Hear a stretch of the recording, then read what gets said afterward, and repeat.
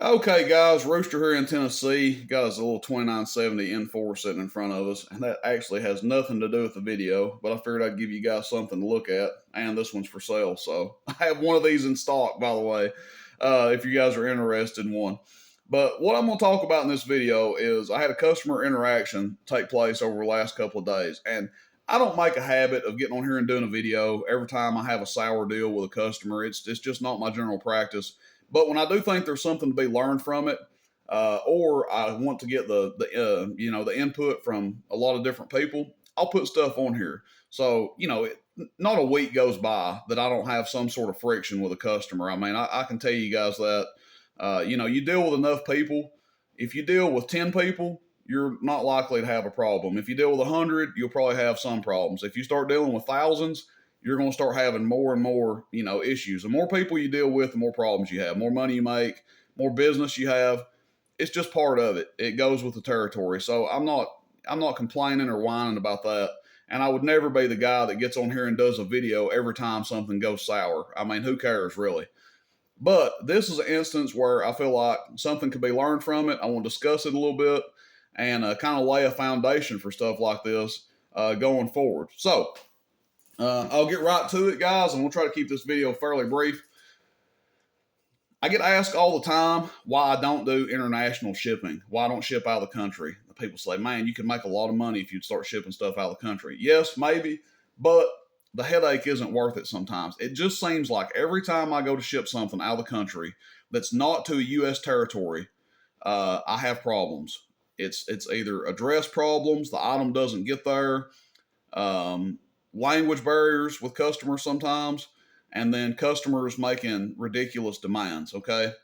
I wouldn't say what happened here falls into necessarily any of that, but it was a headache. So I'll start. The item that was being sold here was an excess power 1500 farad super cab. For those of you guys that don't know, it's a very expensive item. Relatively speaking, it's expensive. Shipping to Canada on this item, which is where this was going to go, was about $85 in shipping, give or take. I don't remember. I think seems like the item's $1,500 plus shipping. I think I charged the guy $1,575. Um, and I've never dealt with this gentleman before. He contacted me. I've had his number saved in here, and he probably thinks I'm kind of a jerk. He's been said some things to let me know that he was not pleased with how I handled this. So, Doc, like I said, I don't normally mention people's names in videos, but Doc, again, if you couldn't figure it out, this video is for you, Mr. Peter. But anyway, going forward here, guys, that's where it was going to be shipped. We couldn't figure out the credit card, debit card payment thing through my credit card processor. So we opted to go to PayPal. I didn't really want to do PayPal, but we did opt to go to PayPal. My PayPal can't accept friends and family. It's a business account, so I was trying to avoid PayPal. But anyway, that's the option we went with. So he pays me via PayPal. Payment goes through, no problem. And he texts me the address that he wants the item sent to. So this is where we first run into a issue at. Okay, guys, this is for sellers and for buyers. I'm going to say this. When you sell something to somebody, you better make sure if they pay through PayPal that you ship to that address that's on the PayPal account. If you're buying something from somebody, you better make sure that the address that you want your item shipped to is on your PayPal account. For example, your PayPal account, when you buy something as a buyer, let's just say the address on there is 123 Johnson Avenue. But you don't live at 123 anymore. You live at 125. And you say, man, Rooster, I really need this shipped to 125 Johnson Avenue. I don't live at 123 anymore. Okay, that is not going to happen, especially with a high dollar item. And especially if you're a first time customer that I don't have some sort of rapport with or base with, I'm not taking that chance because under PayPal's eyes, they don't give a damn if it's on the same road or if it's the house next door. If you don't ship to that address that is on the PayPal account, you have no protection as a seller. And what I'm saying is, like I said, this is for sellers and buyers, if you didn't know.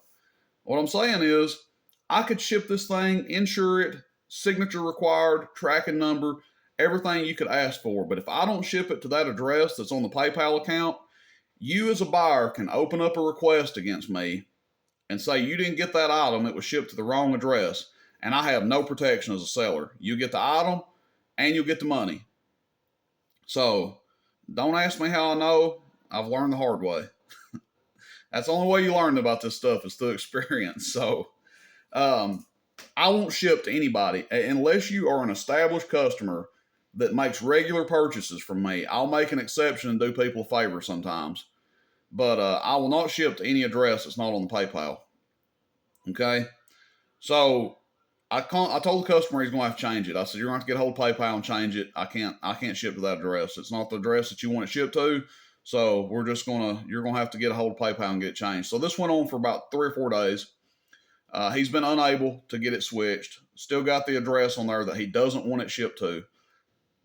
Secondly, the address that was on the PayPal account, not the one he wanted it shipped to, but the one that was on there that I would presumably be shipping to, had he not sent me a secondary address.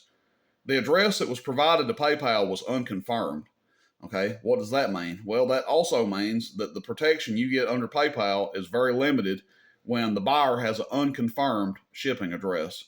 Not that the customer, he didn't request that I ship it there until I'd already refunded his money, but we'll get to that here in a second. But I wouldn't have shipped it there anyway because it was unconfirmed. And like I said, PayPal even tells you, hey, this address, you have limited protection under it, whatever. Before any of this happened, my first red flag with this customer was he asked me to fudge on the customs form because, like I said, I'm not well versed in international shipping. I'm not going to pretend like I'm an expert to it. But according to him, they have like an import tax that they have to pay, and they go by the item's value. So he wanted me to state the item's value to be either a third or half as much as what it was. That way he could save some money on his tax. Okay, from what I understand, to fudge on one of those custom forms, to lie on it, is technically a federal offense, and chances are I could have done it and no one would have been the wiser. No one would have known besides me and him. But in the very small chance that I did get caught doing something like that, it's not worth the $1,500 sale or the $150, $200 that I would make off of it for the trouble I would be in. Like I said, from what I understand, it's a federal offense to lie on one of those. And if you get caught doing it, you can get some deep, deep trouble over it. Chances are you do it one time, nobody's going to notice. Okay, I get that. I get it. But that's not a risk that I'm willing to take, because guess what? If I get caught doing that, the customer doesn't get in trouble for it. I do. And, I'm sure the customer's not going to want to come pay my lawyer fees and everything else that goes with it. So I try to just be on the straight and narrow. Look, when you do business and you do it the right way, not much can go wrong. If you ship to the address that someone provides, if you put the proper amount on there, I've done things, on my half properly. But anyway, long story short, I refunded this guy today, and he's pissed about it. He's not happy. He got all his money back minus the PayPal fees. Okay, that's another thing I want to talk about. PayPal keeps PayPal fees. They don't give a damn if I refunded you as soon as you paid. They're keeping their end of it. So the PayPal fee on this $1,575 transaction is like $70. And I'm not paying that out of my pocket because the customer couldn't figure out his address. That was his issue. He can blame it on me as much as he wants to. But all this stuff happened because he failed to provide a proper address. Had he had the correct address on his PayPal and it was a confirmed address, we wouldn't even be having this conversation right now. So I don't feel like I'm obligated to eat $70 because of his mistake. So he got all his money back minus that $70. Like I said, PayPal doesn't care. They're keeping their fee. Once you pay a transaction fee to PayPal, that's it. They don't send that back no matter what. So anyway, basically customer's pissed at me. He's saying it's my fault that all this happened. That I should have shipped it to, I could have shipped it to the address on PayPal. He's saying this after the fact. This was never mentioned while all this was going on. I mean, let's see, when was this payment made? It was made on the 31st. So it's been going on 2 or 3 days here. And like I said, as soon as he paid me, he sent me the address. I'm just scrolling through messages here. And it looks like, according to his messages, he did try to make an effort to get it switched with PayPal. And like I told him at the end, I said, look, man, it's, your fault, PayPal's fault. I don't know. But the point of it is, you're wanting me to ship to an address outside of PayPal. The address that's even on your PayPal isn't confirmed. So I'm not going to ship to either one of them.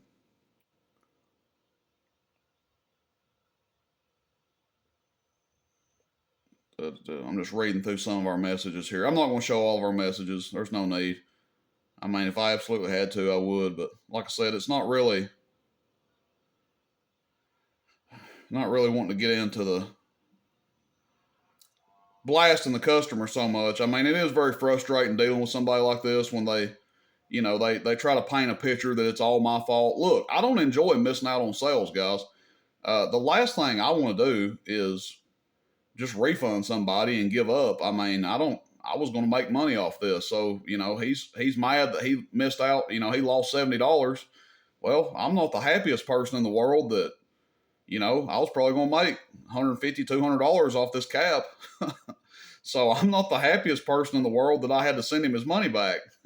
Neither one of us are happy, but it's just part of it. I have to look out and do what's best for business. So, let me know what you guys think.